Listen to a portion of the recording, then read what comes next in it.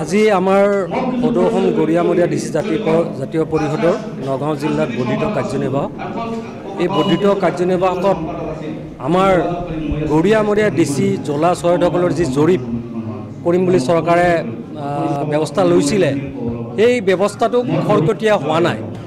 এই বিষয়ে পৰ্যালোচনা কৰাৰ কাৰণে এইখন সভা লগতে আমি দেখিছোঁ যে বসুন্ধৰা 1 আৰু 2ত আমাৰ গৰিয়ামৰীয়াৰ এই খিলঞ্জীয়া ভূমিপুত্ৰসকলৰ ডিচিসকলৰ বিভিন্ন ধৰণৰ মাটি বাৰীৰ ক্ষেত্ৰত যি সমস্যা আছিল এই সমস্যাবিলাক সমাধান হোৱা নাই।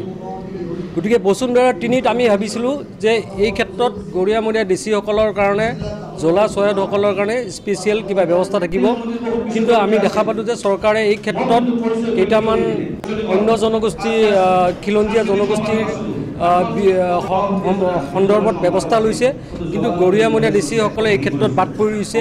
এই ক্ষেত্ৰত আমি চৰকাৰৰ দৃষ্টি আকৰ্ষণ কৰিব বিচাৰোঁ যে গৰিয়ামৰীয়া ডিচি এই জনগোষ্ঠীকেইটাকো স্পেচিয়েলি আওতাত আনি পেলাই এই 3 পুৰুষৰ যি কাগজ পত্ৰ বিচৰা হৈছে সেইটো আওতাৰ পৰা বাহিৰত ৰাখি ভূমিপুত্ৰৰ মৰ্যাদাৰে তেওঁলোকক অন্য জনগোষ্ঠীৰ নিচিনা মৰ্যাদা দি পেলাই বসুন্ধৰা 3ত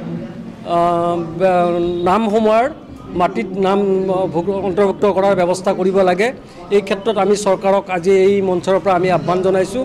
লগতে গৰিয়ামৰীয়া ডিচিসকলৰ যি দীঘলীয়া দাবী এই দাবীসমূহ এই সমস্যাসমূহ নিৰ্বাচনৰ আগে আগে সমাধান কৰাৰ কাৰণে এই বিজেপি নেতৃত্বাধীন হিমন্ত বিশ্ব শৰ্মা ডাঙৰীয়া চৰকাৰখনক আমি আহ্বান জনাইছোঁ।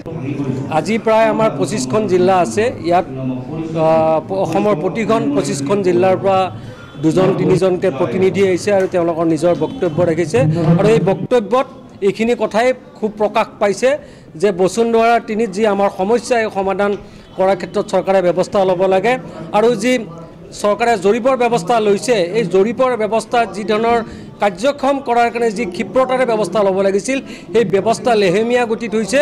গতিকে এই ক্ষেত্ৰত চৰকাৰে সোনকালে ব্যৱস্থা গ্ৰহণ কৰাৰ কাৰণে দাবী জনাইছে।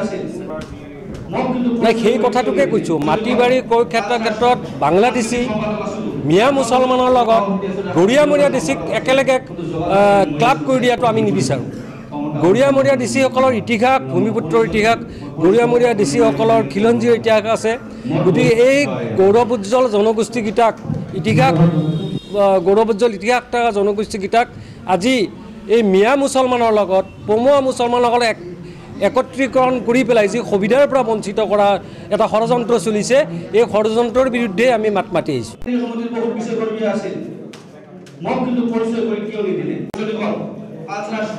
সাংস্কৃতিক সম্পাদক আছিলোঁ আৰু সম্পাদক আছিল, কিন্তু যোগাযোগ কৰি মই আছিলোঁ ভাঙি পৰিছোঁ ক্ষমতা সম্পন্নৰ সন্মুখীন হোৱাৰ পিছত। কিন্তু মই পৰিচয় কৰিম, মই পৰিচয় কথা নাই, মই এইখিনি ক'বলৈ কথা মোৰ জয় এখন